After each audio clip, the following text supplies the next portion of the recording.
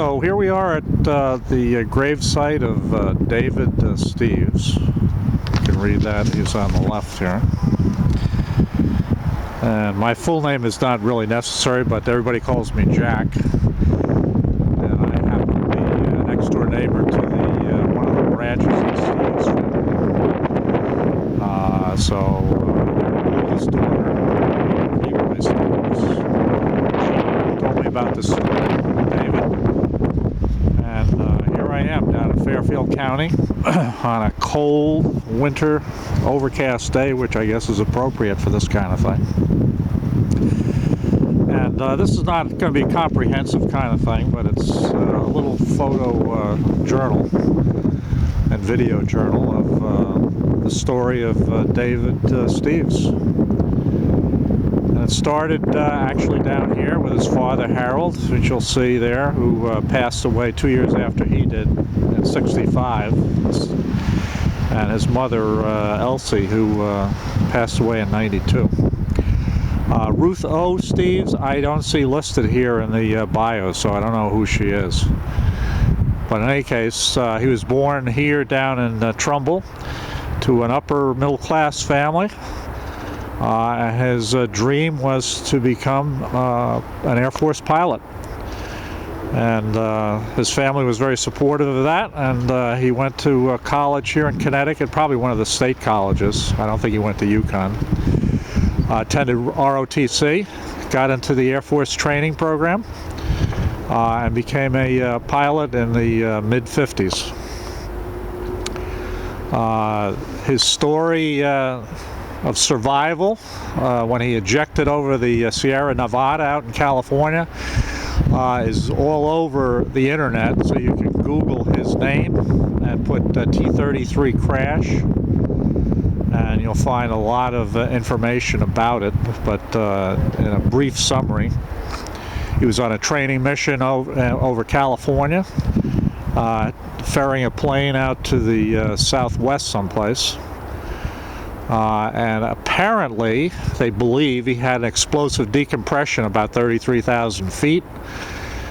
He ejected. He landed at 11,000 feet. Now, this is in May, but that doesn't mean much, because at 11,000 feet, you're talking 33 degrees cooler than at sea level. So he landed on top of ice and snow very hard at that altitude.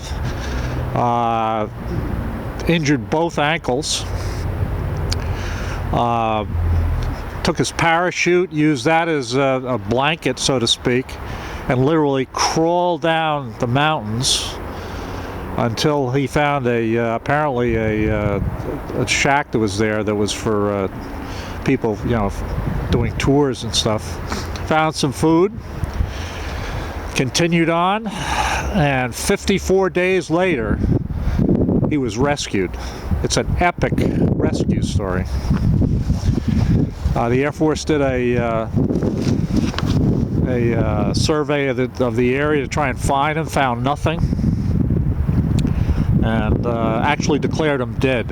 So his wife thought he was dead. He already had I believe he had one child already, or at least one child was on the way. And so she had already resigned herself to being a widow. And all of a sudden he appeared. He became a national celebrity for a while. He was on several of the big TV shows, Arthur Godfrey, Dave Garroway, and there's a few others mentioned. And in many of the periodicals, including the Saturday Evening Post, which featured this story. But you have to remember the times we lived in those days. This was in the times of McCarthyism, and people were really afraid of the USSR and its threats to the United States, and their avowed threats explicitly was to destroy the United States. So there was a lot of witch hunting for communists in the United States. And somehow there was a muck-writing reporter in the Saturday Evening Post with a military background who apparently made the implication that there were discrepancies in his story. And one thing led to another.